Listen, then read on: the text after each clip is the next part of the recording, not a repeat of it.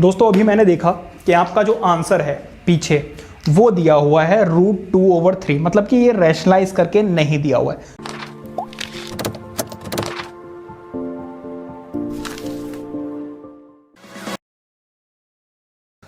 Hello बच्चों, this is Rajiv and you are learning on AIMS Academy. So now we are going to discuss example 5 of chapter 4 quadratic equations class 10th.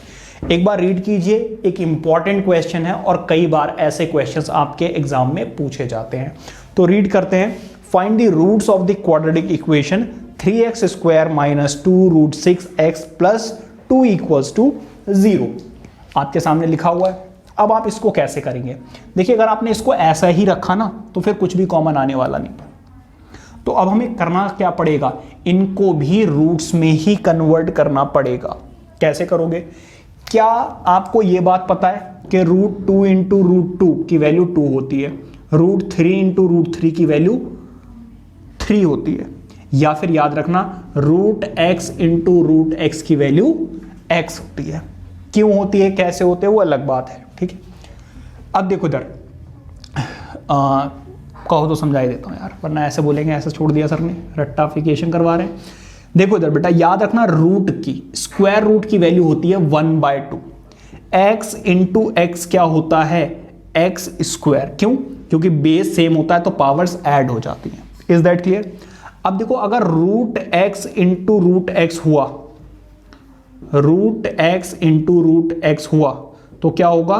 √x का square. और under root की value कितनी है बेटा?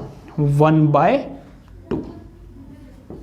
तो 2 से 2 cancel out हो जाएगा, x की पावर 1 आ जाएगी, और 1 लिखो ना लिखो एक ही बात है। तो अल्टीमेटली √x × √x की वैल्यू x आती है। इसी तरीके से √2 √2 की वैल्यू 2 आएगी, √3 × √3 की वैल्यू 3 आएगी। अब देखो इधर, क्या मैं इस 3 को √3 × √3 लिख सकता हूं? बिल्कुल लिख सकते हो, क्योंकि इसकी वैल्यू तो अल्टीमेटली 3 आने वाली है। इसको कैसे लिख सकता हूं मैं? 2। इस √6 को मैं कैसे लिख सकता हूं? √3 × √2। बेटा ये डेसिमल नहीं है, ये डॉट है, इसका मतलब मल्टीप्लीकेशन x। और इस 2 को मैं कैसे लिख सकता हूं? √2 × √2। कोई दिक्कत? अब मैं क्या करने वाला हूं, मुझे मिडिल टर्म स्प्लिट करनी है। ठीक है, अब जरा आप ये देखो कि अगर आप a और c इन दोनों को मल्टीप्लाई करोगे, जरा मैं पहले इसको इरेज कर दूं।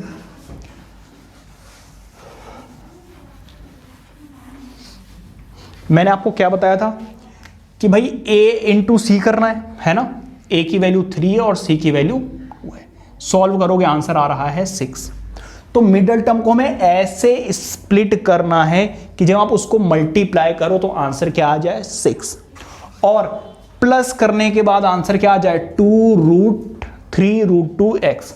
भाई देखो, -2x को क्या मैं -x लिख सकता हूं? बिल्कुल लिख सकते हो, आंसर वही आना है। तो 2x का मतलब यह है कि 2 × x।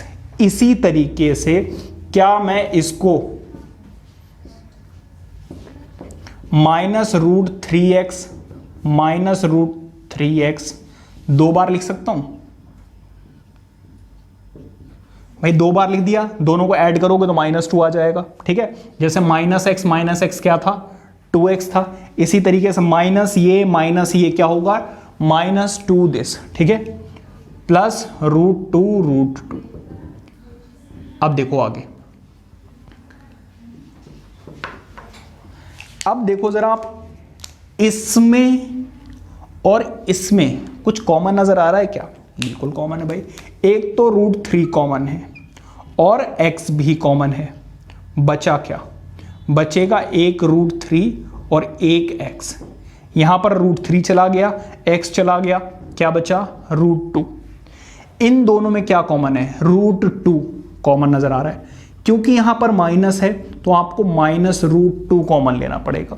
और मैंने आपको बताया हुआ कि जब भी नेगेटिव नंबर लिया जाएगा तो अंदर के जो साइन है वो चेंज हो जाएंगे। यहां पर देखो, -√3x था तो ये प्लस का √3x हो जाएगा, ये प्लस का है तो -√2 रह जाएगा, क्योंकि एक रूट तो बाहर चला गया। अब आप जरा देखिए सही से, इसमें और इसमें क्या कुछ कॉमन है? बिल्कुल है। क्या है? √3x minus √2। जब ये निकल गया तो यहां पे क्या बचेगा? √3x। यहां पे क्या बचेगा? माइनस √2। ठीक है। अब बेटा देखो, या तो इसकी वैल्यू 0 या इसकी। अब अगर आप सही से देखो तो दोनों वैल्यू सेम ही है, तो अगर आप एक को भी निकालोगे तो दूसरी की वैल्यू तो वही रहने वाली है। तो अब आपको 2 बार पुट करने की जरूरत नहीं है, बाकी आपकी मर्जी, आप 2 बार पुट करके निकालना चाहो 2 बार निकाल सकते हो। तो 3x minus √2 is equals to 0। अब देखो ये प्लस में है, उधर जाकर क्या हो जाएगा? माइनस में है, उधर जाकर प्लस हो जाएगा। ये मल्टीप्लाई हो रहा है, उधर जाकर डिवाइड हो जाएगा।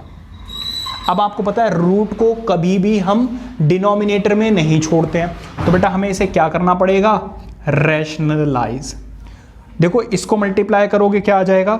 √6 और √3 इंटू √3 का मतलब 3।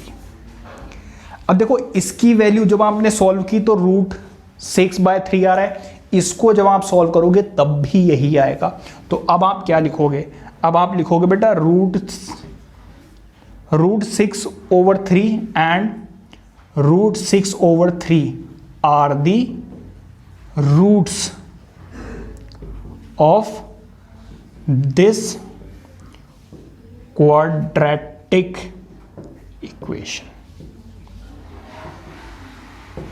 आई होप के समझ में आ गया होगा। दोस्तों अभी मैंने देखा कि आपका जो आंसर है पीछे वो दिया हुआ है √2/3, मतलब कि ये रैशनलाइज करके नहीं दिया हुआ है। तो मैं आपको बता दूं ये भी आंसर बिल्कुल सही है और जो पीछे दिया हुआ है वो भी बिल्कुल सही है। देखिए ऊपर भी रूट है और नीचे भी रूट है, तो आप होल रूट लगा सकते हैं। ऊपर क्या है? 2 और डिनोमिनेटर में क्या है? 3। तो ये आपका एक रूट हो गया और दूसरा भी सेम यही होगा। तो आप ऐसे लिखें या ऐसे लिखें, दोनों ही बिल्कुल सही आंसर है। क्योंकि मैंने आंसर देखा नहीं था, अभी जस्ट मैंने आंसर चेक किया तो ऐसे दिया हुआ है, तो आंसर मैच कराना जरूरी था। प्लीज नोट इट डाउन कि किस तरीके से आपको ऐसे क्वेश्चंस को करना है, और ये क्वेश्चंस होते भी बहुत इंपॉर्टेंट है, कई बार आपके एग्जाम में आपको देखने को मिलेंगे। और अगर समझ में आ गया है तो वीडियो को लाइक करके चैनल को सब्सक्राइब कर लीजिए, बेल आइकन को हिट कर दीजिए और अपने फ्रेंड्स के साथ शेयर करना तो बिल्कुल भी मत भूलिए।